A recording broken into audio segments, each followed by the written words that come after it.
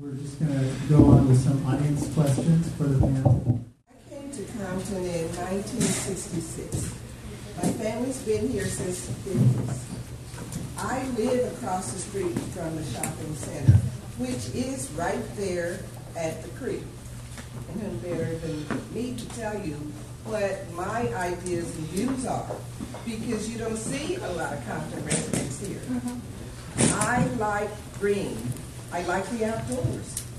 I'm saying I'm asking why not 7 to 10 pocket parks? Why not a community garden in some of these areas? And get some of the youth, some of the students, some of the gangbangers and whomever to teach them how, or teach them something about nature. And also, I have a question about, you said there's going to be an art project and you're going to the school district. I wanted to know if one of the incentives would be a scholarship for the students to participate. That would be a good deal. Thank you. We haven't explored the opportunity of community gardens as a possible activity. However, when we create the pocket parks and neighborhood parks, there will be an opportunity to create those types of activities.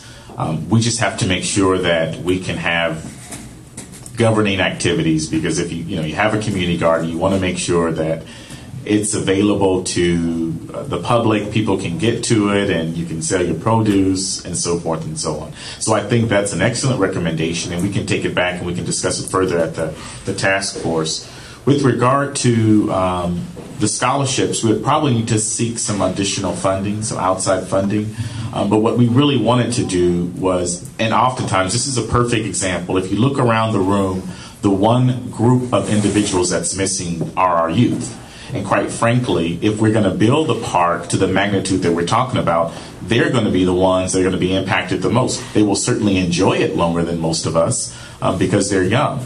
And so the thought is, if we allow them to participate in a public art process, it will give them direct connection with the park's viability, and long-term will connect them to always being active and making sure that we're developing a park that will meet the needs of the residents. Good morning. My name is Gwen Patrick, Compton resident, and one part of the funding we talked about at the table is don't forget the ADA funding when you're looking at the handicap access. That's so important. And I am so excited, and I'm looking forward to the city of Compton now with our new visions being able to take the lead and being the example to many other municipalities of what really can be done. We've got some great people with great talents. One of the issues I was concerned about is the safety issue with all of what's going on, with so many jurisdictions that are involved. Whose primary responsibility will it be? We talked yesterday about students. Everyone saw kids jumping over that line by the blue line, and that's going to be a big part of even individuals who come through the city being able to access the creek, to be able to bring their families and so forth, that will come on the blue line. That's a big issue that we need to talk about, and that's a big constraint right now, because as we speak, there's probably somebody jumping over the fence right now to get to the blue line. So I wanted to know about whose job that is. The other is way out of the box and maybe something in the future, but no question is a bad question, right? Okay, but I'm thinking about the future. I always do. We have 5 children that we raised here, but they're 5 adult children, now grandchildren, and how important it is. A wise man leaves an inheritance to his children's children. And so thinking in Compton and what will happen in future generations, is there a way, and maybe this is for, I guess, Barbara, is there ever been a consideration to be a stakeholder or to own a piece? I think of the timeshares that I own. To really not just to enjoy the benefit, but now, is there ever going to be an opportunity to really be able to, for residents to be able to buy in the way of an investment into the entire project? Let me answer the question on security, and then I'll pass it over to Barbara. With regard to security, I always encourage individuals to not think of the creek in its current state. I want you all to think outside the box. And so as we begin, and we've had initial discussions about security, one of the things that we're looking at is certainly enhancing the lighting along the area. It will entail also including the call boxes, so that if you have experienced an emergency while you're traveling along the trail in particular, you can use your call boxes. But you all have been to areas. I recently went to New Orleans. I've been in airports where I've seen the officers that are on the little wheeled bikes or wheeled motorized vehicles. Segways is. So, and that's what we can envision. That's what we can expect, as well as our officers now being on bicycles, patrolling and traveling along the trail in particular to make sure that it's safe. But then there's a responsibility of residents. There's a responsibility of residents. And so, it's going to be important for neighboring residents to report any incidences of crime or vandalism. We right now we have our code enforcement department that is primarily resident driven or business driven. And so there'll be a coordinated effort to make sure that if residents have concerns about activities going at the park, that they call these enforcement officers and we can get them out there quickly and dispatched to see what the issue is. And then finally, looking at public policing.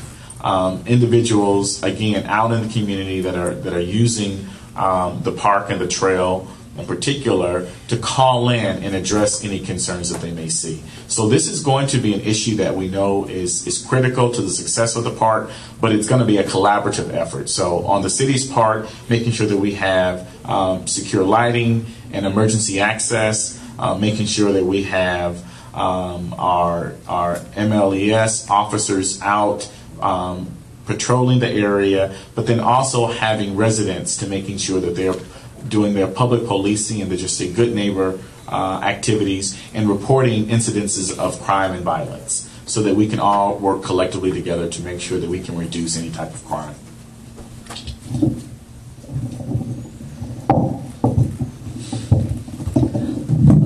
The public safety issue, I think we've learned historically that we've built projects along the LA River, Iona Creek, Tahunga Wash, and we've learned from our experience that good use drives out bad use, just that you have more people using it so that it doesn't become a place where, so that's just anecdotally, we've seen that. I think the second question, we're a public agency, we're not for profit, so we, in terms of, and you are a stakeholder because most of the projects that we do build where we acquire land, parkland, once we acquired it, it stays public for its in perpetuity. And so, and the way that we get funding is through government. It's bond funding. So whether it's local, the county has a park bond, the state has water bonds that we actually all vote on. So that's the way you can benefit personally is by government bonds. I think that's, but in terms of getting benefit from one of our projects, we're not in the business of making profit. We're in the business of providing that service, of providing those amenities. So I think private developers might, I don't know if there's a creative way, but another thing that some cities do benefit assessments where they get assessed and then it goes into a pot of money that then whatever entity like the city of Compton could then use those funds that get assessed and use them to improve the Compton Creek. So that's a direct correlation and benefit, but it doesn't answer your question in terms of how can you benefit and be a stakeholder. You are a public stakeholder because you are a resident of this area.